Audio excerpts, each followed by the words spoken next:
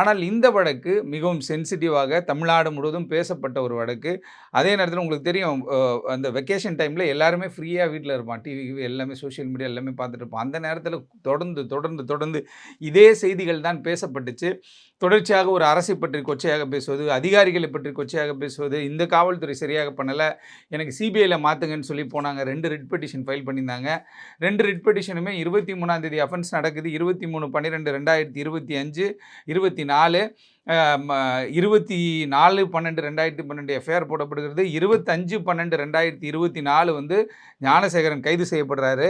ஞானசேகரன் கைது செய்யப்பட்ட பிறகு வந்து என்ன பண்ணா 28ஆம் தேதி வக்கேஷன் கோர்ட்டில் போயிட்டு 2 ரிட் பெட்டிஷன் ஃபைல் பண்ணுறாங்க. ஒரு பிஜேபி நபரும் ஒரு அதிமுக பிரமுகரும் ஃபைல் பண்ணி என்ன பண்ணாங்க, சிபிஐக்கு மாற்றுங்கன்னு கேட்டாங்க.